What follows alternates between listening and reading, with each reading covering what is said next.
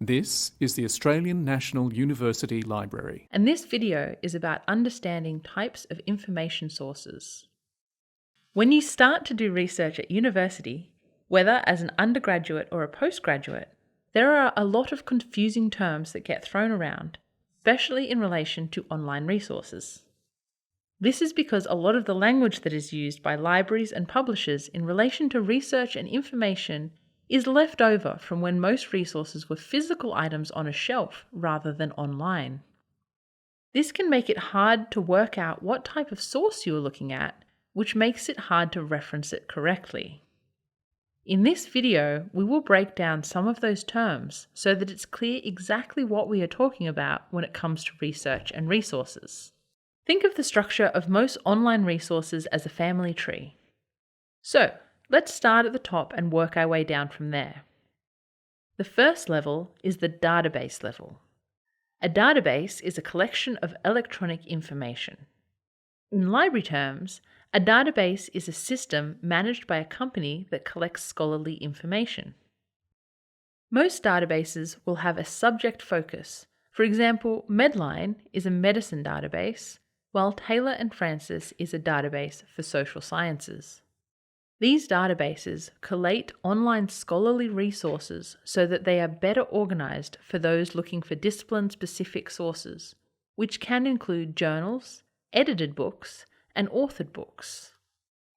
An academic journal is a periodic publication in which research articles written about a particular discipline are published. Back in the olden days, a journal was a physical printed book that contained a number of academic articles. When you went to a library, you would find these journals sitting on a shelf. While that is not the case so much anymore, the way we organize this information and the language we use to discuss them hasn't really changed. Nowadays, most journals are published primarily online and are hosted on databases. Once upon a time, these journals would be published as quarterly issues, similar to a magazine but academic in nature. Sometimes journal articles have a particular theme, like feminist film studies or malaria epidemiology. Sometimes they can be random. Libraries and researchers would subscribe to receive physical copies of these issues as they were published. When a year's or a few years' worth of issues had been published, they would be collected into a larger volume. So when you are referencing an academic article, you have probably seen something that looks like this: a journal title, and then a number in brackets, and another number beside it, like this. Those numbers are the issue number and the volume number. This is how you know it's a journal article.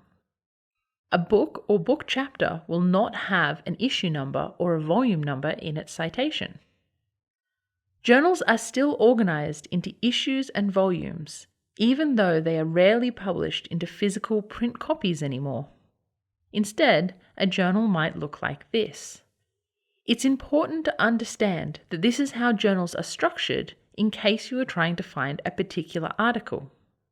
If you have the issue and the journal number, you can navigate through the journal to locate the article.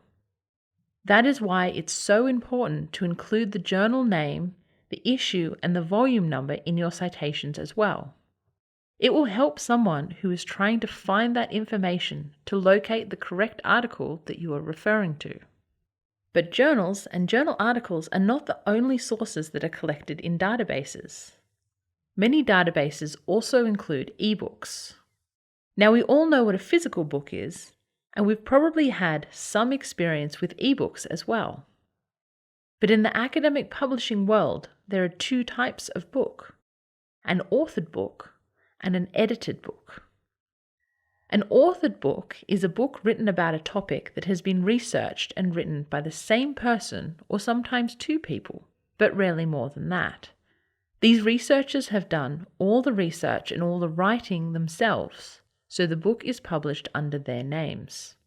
The book is usually all on the same subject or theme. An edited book is a book in which each chapter has been written by someone different. They are all usually on the same subject area, but typically each chapter will have a slightly different focus. Each chapter will be a short essay or article by a different writer or writers. Then, an editor has collected those chapters and published them together in a book. The editor's name will usually be the one on the cover and be included in the citation list. It is important to be able to tell the difference between an authored book and an edited book, because you will need to reference them differently. So, how do you tell the difference? Well, just like a hard copy book, ebooks have a cover page and then a page that contains the publication details. This is where you will find all the publishing information you need to cite the source, the name of the publisher, and when and where it was published. The front page of an edited book will say edited by and include the editor or editors' names, whereas an authored book will just say by and the author or authors' names. Another way to check is to look at the chapter titles themselves. Is each chapter by a different person? Then it's definitely an edited book. Learning how to identify different types of online sources can be tricky at the start, but it's really important to understand so you both cite correctly and are able to quickly find information sources for your assignments. Unless you know what sort of source you are using, it is impossible to correctly reference them, and then you are likely to lose marks on your assignments. Remember, if in doubt, it is always best to check with your lecturer or supervisor. Looking for more resources on researching, writing, and using the library? We have an amazing collection of online materials and guides available through the ANU Library website, as well as workshops and videos. Having trouble? The ANU Library is here to help. If in doubt, reach out to our friendly staff at the desk or on chat.